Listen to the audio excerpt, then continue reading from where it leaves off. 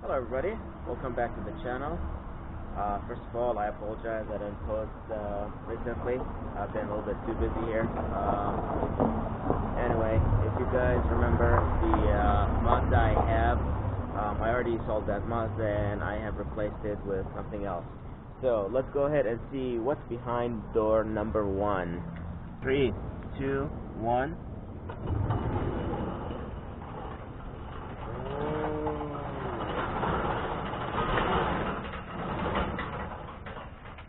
It's huge and it's black. That's how the Kardashian likes it.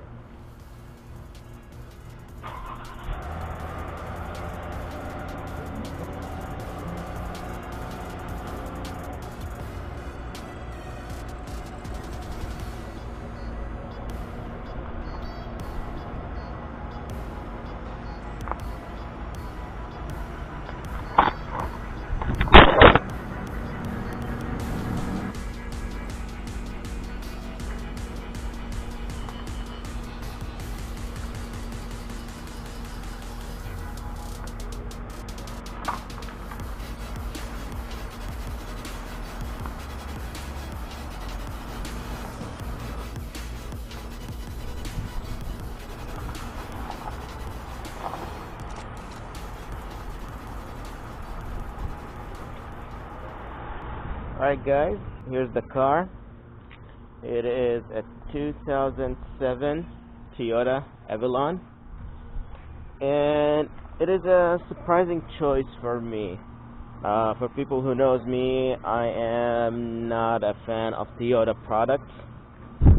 Not because they are not good, they're actually really good cars, but to me as the price you pay for Toyota and options and all this stuff that comes with it, it doesn't really worth the price you're paying. It's kind of overpriced. Personally, I usually prefer to get like Hyundais instead. I think they have more value and they're cheaper, and same option, they don't break down, at least in my experience, they don't break down that often, especially once 2006 and up. But for this one, let's go back to this. It's Hyundai, it's Toyota Avalon limited edition in black. On camera I think it looks really good, but in reality it's really dirty on the outside. I washed it a couple days ago before I put it in the garage, and basically black color is the worst color on cars. No matter what you do, you wash it here, 10 minutes later it'll get dirty again. So that's one of the downsides in here. This one has the keyless entry, and basically it's push to start system here. So interior, it's nice, nothing too fancy, leather seats. It's actually, the cool thing is heated and cooled seats in here. Rear, if you look here, look at the space in the rear seat. That's great family family car.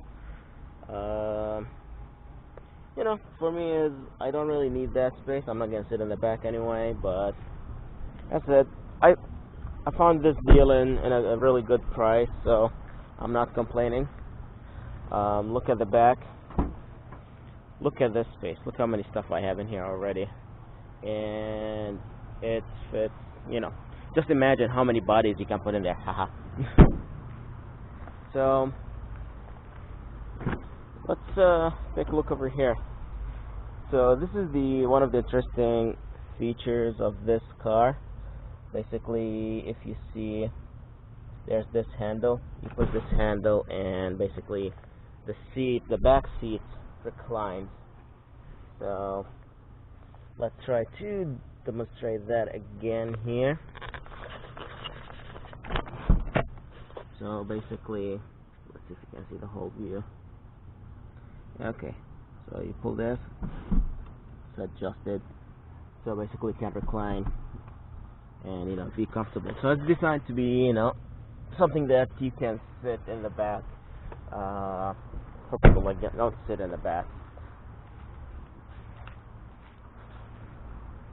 And another interesting feature I found in this car is basically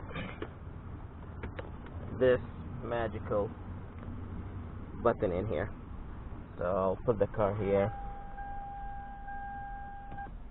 in the on position, and basically look at the back. I'll push the magical button, and here you go. You have electric sunshade built in. It's interesting. I've seen those in Mercedes and BMWs. I never thought Toyota will, one day will do something like that, but apparently they did. So yeah, it thinks the key in the car, which is, yes, it's in my pocket, but one of the stupid things that Toyota have, I guess, in their system. So basically, you have to go out, lock the car, unlock, then beeping will go off because you didn't put the key in yet. So what I don't really like about this car, I think Toyota have made some really stupid decisions on this car and some shortcuts. First thing is, as you notice, this is a very huge car. It barely fits the single car garages anyway. And with that is, Toyota never thought to put like a backup camera. Even if you have the navigation or GPS package in it, basically you still have no backup camera option. The other thing, even though if you look over here, there is a very huge, let me close the door. There's a very huge in-dash screen in here. The navigation version of this will have like a colored camera, so you can see the navigation stuff. The regular one does not have navigation. Basically, you have this blue display. This basically show you miles, AC controls, like the infotainment system, basically. If, like stereo and what channel you're on the radio and what CD. It's have a 6 CD changer, which is, Toyota's known for those. Outside temperature and all this stuff like that. It's interesting that they never thought of this. The other thing is the material that they were using for like the leather seats and things like that. They're, it's not the top quality. A lot of plastic inside. Like this Avalon should be like the limited one, especially should be like the high end of what Toyota did back in the day. And but yeah, it is what it is, I guess. To me, if you look over here, the pieces in here, these are actually just painted plastic. They don't have like a texture, anything like that. So yeah, they feel cheap. To be honest with you, there's a lot of plastic in here, and the thing is, you have black, silver, and beige or tan, whatever you want to call this color. All three together, I don't know. To me, it's like they're not making sense. If they made the interior, black and silver, yeah, black or tan, okay. But color combination to me, it's not what sold me on this car. What sold me on this car, I needed a bigger car, especially when I have family visit and I would go to my parents, and I needed to carry people with me basically, because I have the now I have the BMW, which is it's lowered and has wide tires. If I have more than 3 people in it, I start rubbing and causing other issues. The truck, it's designed for 2 people only, so I need something with have more people in. I can't fit more people in it. But yeah, now I tend not to buy a car that's actually 100% functioning. So let's come into the part to what is wrong with this car. Okay, let's step outside for a second. So let's take a look over here. Look at the stance of the car. If you look over here, the front tires are actually lower than the rear tires, or the space between them.